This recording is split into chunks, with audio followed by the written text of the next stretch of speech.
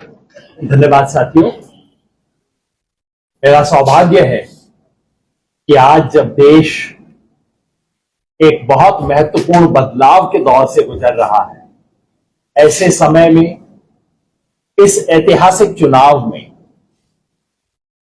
इस ऐतिहासिक धरती पे आने का मुझे मौका मिला। मैं अपनी बात सिर्फ स्वराज इंडिया और जय किसान आंदोलन की तरफ से ही नहीं रख रहा हूं। भारत में भारत जोड़ो अभियान के नाम से एक अभियान हम चला रहे हैं पूरे देश भर में।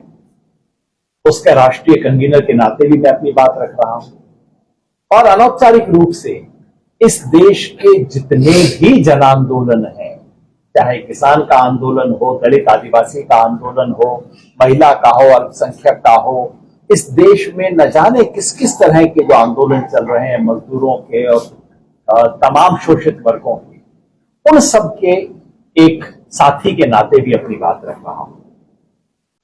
आज इस देश में जो हरियाणा का चुनाव हो रहा है, वो इस देश की कुल मिला के दिशा और दशा तय करने के लिए एक बहुत महत्वपूर्ण चुनाव है और उसमें भिवानी की एक बहुत ही अहम भूमिका है।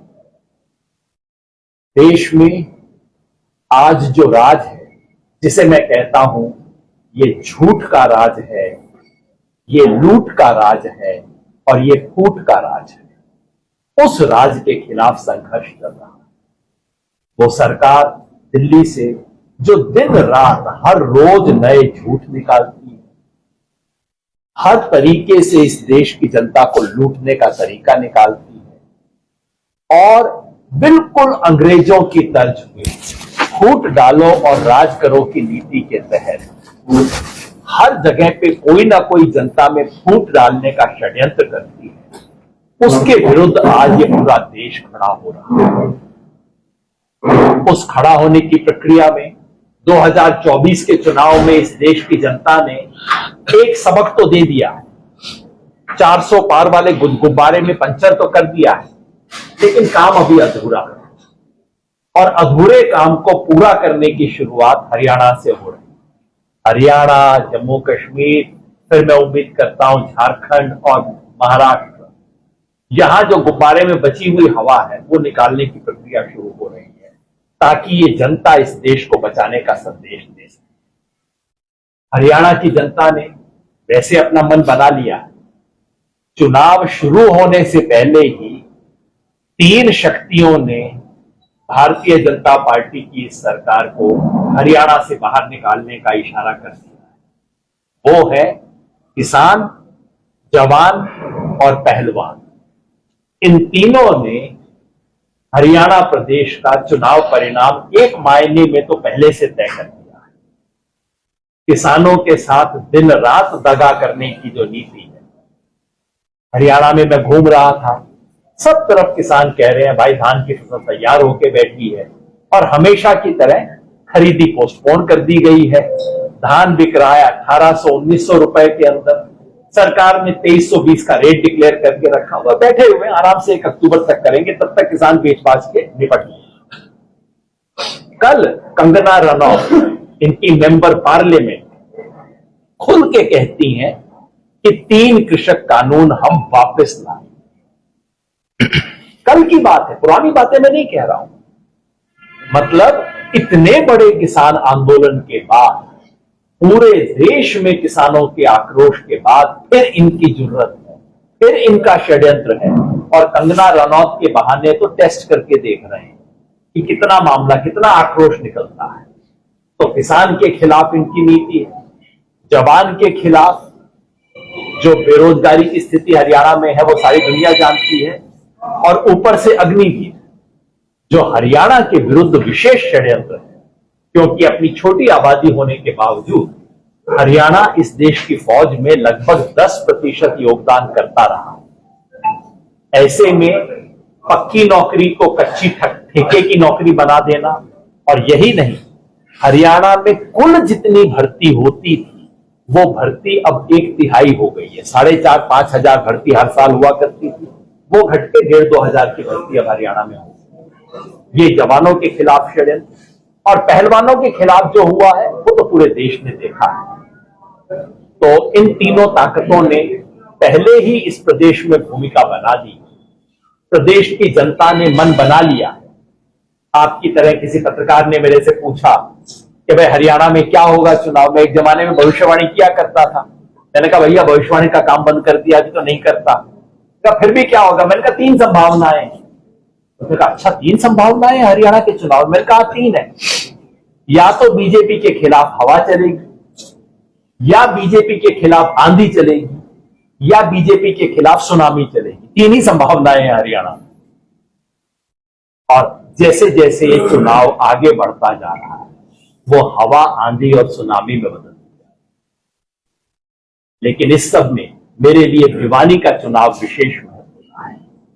इसलिए क्योंकि भिवानी में कई चीजें एक साथ हैं जो बाकी 89 सीट के बाद एक जो बदलाव एडिशनल है वो भिवानी का है। मैं कहता हूं, जिसको अंग्रेजी में कहते हैं ना चेरी ऑन केक।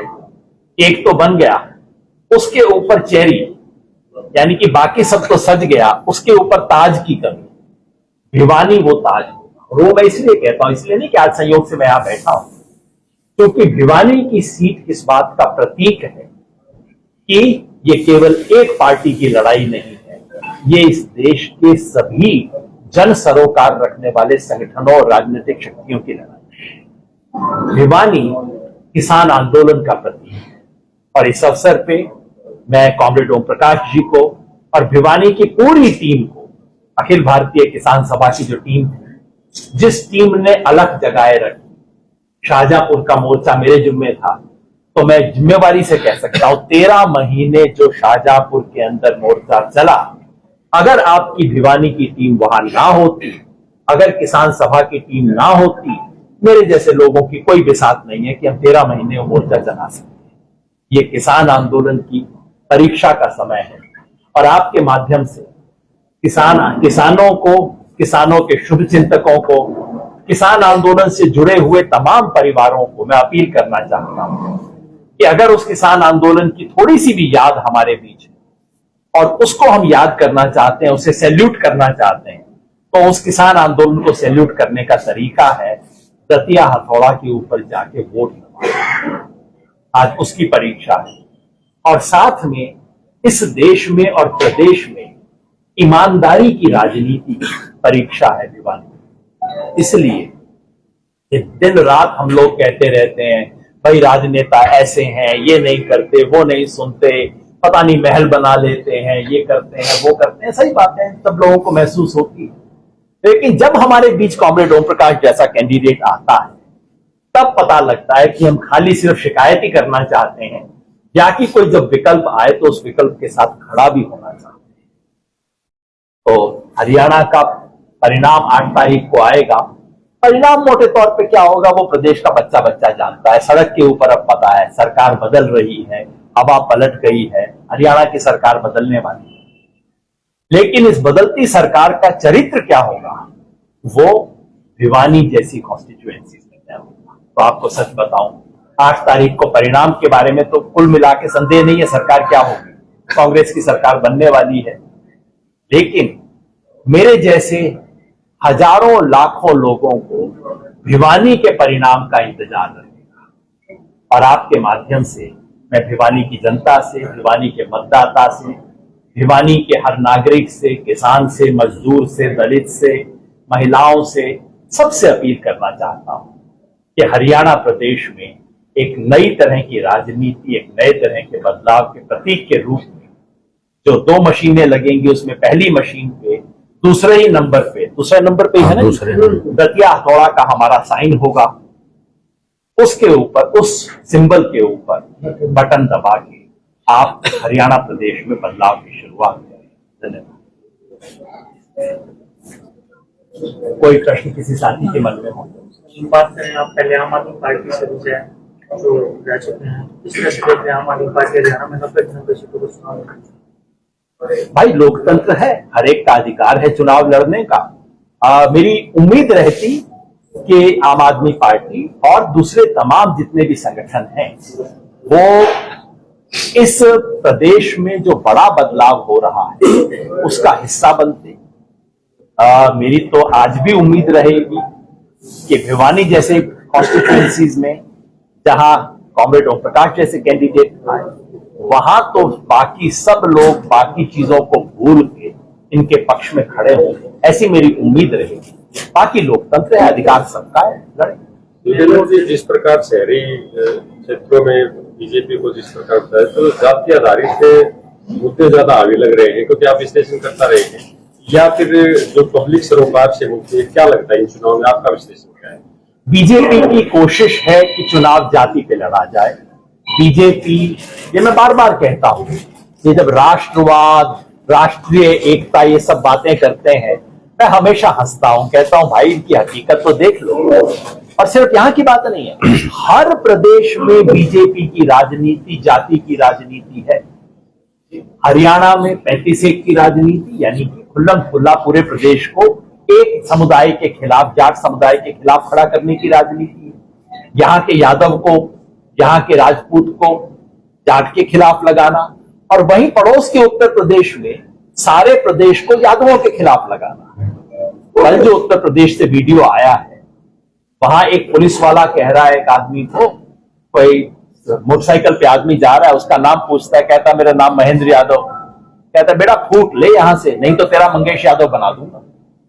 मतलब खुल्लम खुल्ला पूरे प्रदेश में जातीय विद्वेष, जहां यादवों को गले लगाना, वहां यादवों का एनकाउंटर करवाना, यही राजनीति। आप झारखंड पहुंच जाइए तो झारखंड के अंदर कन्वर्टेड आदिवासी, नॉन कन्वर्टेड आदिवासी का झगड़ा, जहां जहां हिंदू मुसलमान मिल जाए वहां तो हर जगह हिंदू मुसलमान का झगड़ा, और जहां हिंदू मुसलमान ना मिले, जहां कन्वर्टेड आदिवासी ना मिले, वहां कुकी और मेतेई का झगड़ा। ये तो पूरे देश में बिल्कुल अंग्रेजों की राजनीति, फूट डालो और राज करो की राजनीति खेल रहे हैं।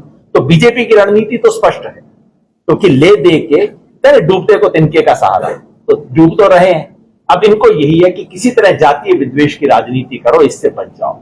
लेकिन जनता के बीच घूमकर अब मुझे विश्वास है कि ये जनता में चल नहीं रहे। जनता कह रही है भाई 10 साल हो गए, अब जवाब तो दो, तुमने क्या किया। कहते थे भ्रष्टाचार था, अब आके तुमने तो, मैंने कल पूछा किसी से, भाई साहब भ्रष्टाचार था, कहते बाबूजी रेट हो गया है 10 गुना और अब काम की गारंटी भी नहीं रही। ये हालत है। तो भ्रष्टाचार की ये हालत यहां पे। किसान की मैंने बता दिया आपको, किसान परेशान है, और हर व्यक्ति प्रदेश का कहता है भाई साहब ये कौन सा फैमिली आईडी और आ गया, पहले आधार बना बना के किसी तरह से किया था, ऊपर से फैमिली आईडी और लग गया है, अब मेरा घर किसी और के नाम चढ़ गया, मेरे बेटे का किसी और की फैमिली के अंदर नाम आ गया, प्रॉपर्टी आईडी आ गई। किसान कह रहा है कि साहब ये रजिस्ट्रेशन का मैं परेशान हूं। ये सारा खेल क्या है? सारा खेल है प्रदेश की जनता को घुमाए रखना, और सरकार अपनी जिम्मेवारियों से हाथ झाड़ के।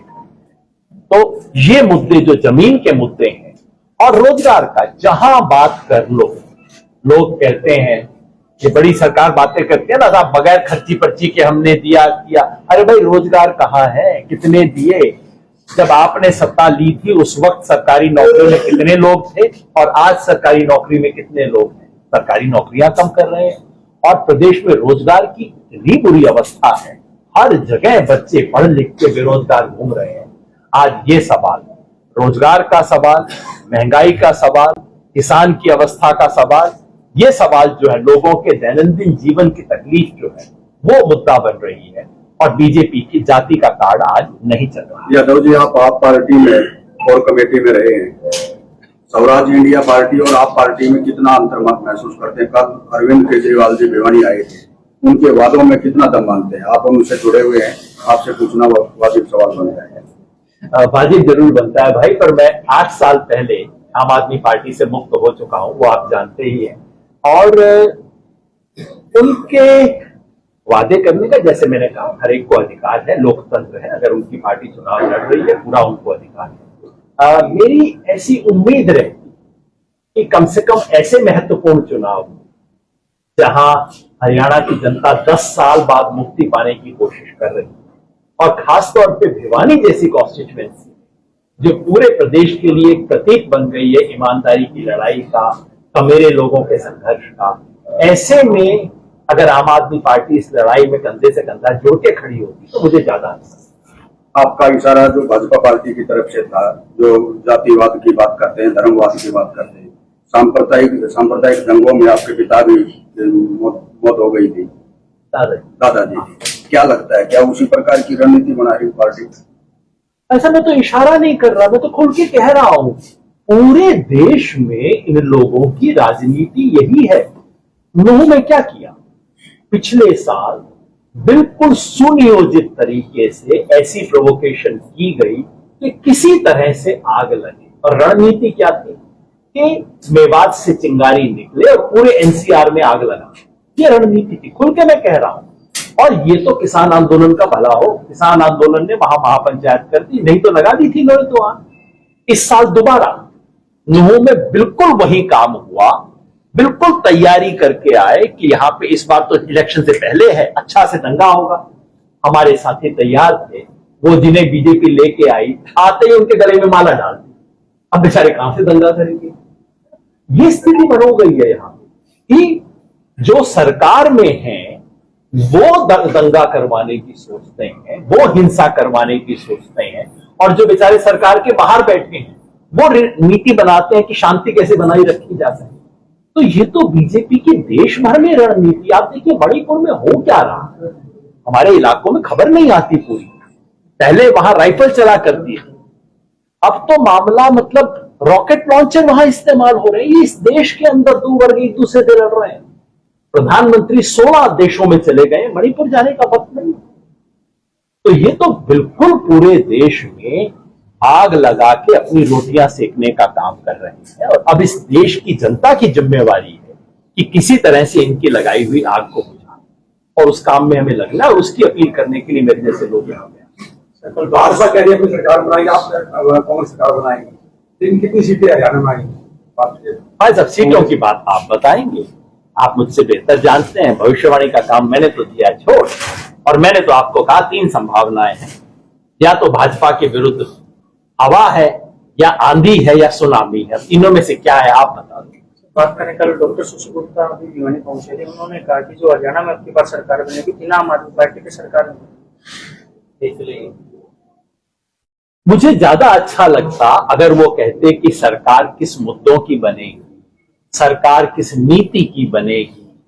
सिर्फ ये कह देना कि मेरे बगैर सरकार नहीं बनेगी, इसमें मुझे कोई नीति, दृष्टि, विजन समझ नहीं आता। राजनीति में कुछ नीति भी तो होनी चाहिए ना, केवल रणनीति नहीं होनी चाहिए। आप पार्टी की तरफ से यादव जी कल फ्री रेवड़िया बांटने का काम किएगा, जैसा कि आरोप लगते रहे हैं, बिजली फ्री मिलेगी, ये मिलेगी, ये मिलेगी। क्या मानते हैं, क्या फ्री से भला हो जाएगा या आदत पड़ जाएगी लोगों को? मेरे ख्याल में हमारे बहुत सवाल आम आदमी पार्टी पे फोकस्ड हैं, वो मैं समझ सकता हूँ। तो उसका हरियाणा के चुनाव में बहुत प्रासंगिकता मुझे नजर नहीं आती है। जहां तक बात रेवड़ियों की है, मैं एक बात कहता हूं, पिछले 1-2 साल से ये मुहावरा इस देश में चल रहा है, रेवड़ी बट रही। इस मुहावरे का एक फायदा जरूर हुआ है कि पूरे देश को पता लग गया कि रेवड़ी क्या होती है। मेरे को बड़ी तसल्ली होती है कि मैं ही पहले समझा करता था रेवड़ी मेरे को अच्छी लगती है, सारे देश को भी पता लग गया कि रेवड़ी नामक कोई चीज होती है। इसके अलावा इस बहस से क्या निकला है मेरे को समझ नहीं आया। रेवड़ी दिखती है जब अडानी को लड्डू दिए जाते हैं, इनको नहीं दिखता। पिछले हफ्ते क्या हुआ है, बांग्लादेश और अडानी का करार था।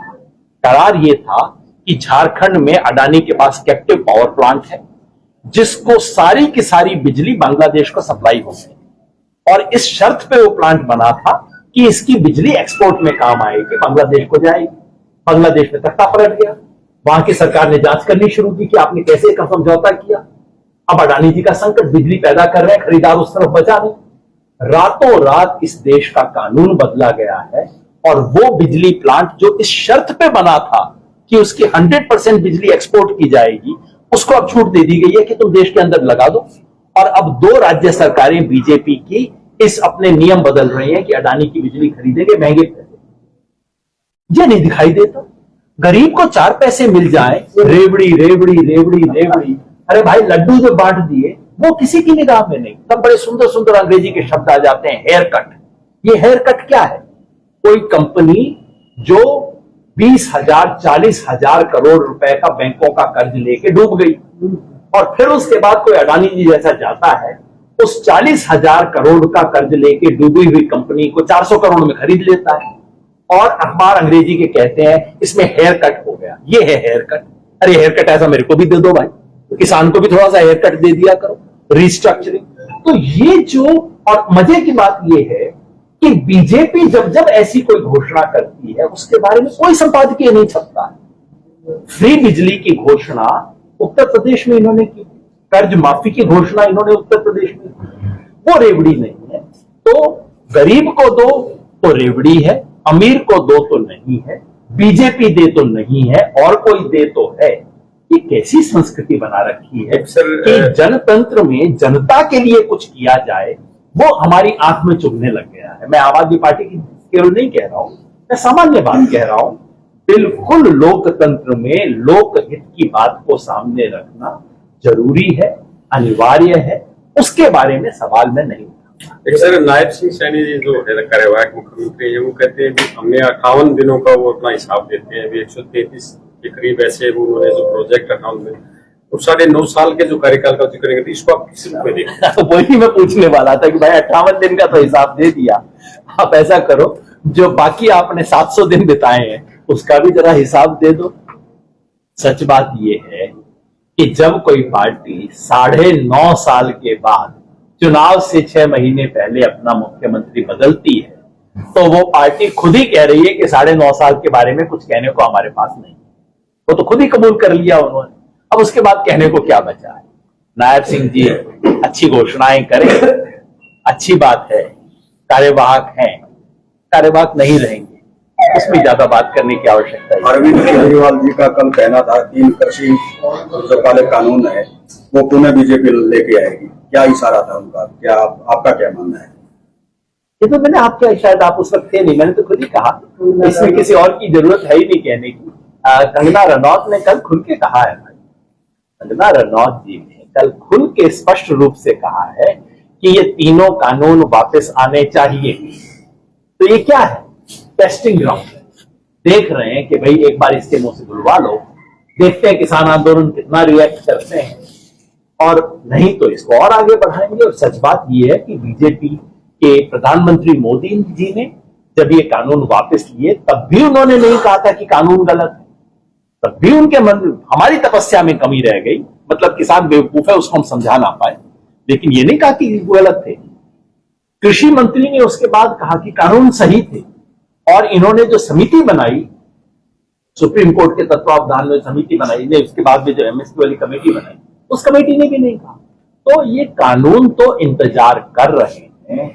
बीजेपी का जो सपना है इस देश की खेती किसानी के लिए, वो ये है कि कंपनियां खेती करेंगी, किसान उनके वेतन भोगी के रूप में या दिहाड़ी के मजदूर के रूप में काम करेगा। अंततः देश की कृषि को ये वहीं ले जाना चाहते हैं, और हमारा जो संघर्ष है, हम सबका सम्मिलित संघर्ष है, किसान आंदोलन के साथी भी यहां बैठे हुए हैं तमाम, हम लोगों का सम्मिलित संघर्ष है कि हम इस देश की खेती को किसान के हाथ से छीनने नहीं देंगे। योगेंद्र यादव जी, इनेलो, बीएसपी और गोपाल कांडा का गठबंधन है, वो भी कह रहे हैं कि सरकार हमारे सहयोग से बनेगी, और कांग्रेस के कुछ लोगों द्वारा ये भी कहा जाता है तो ये बीजेपी की सहयोगी पार्टियां हैं, तो इस पर आपका क्या कहना है?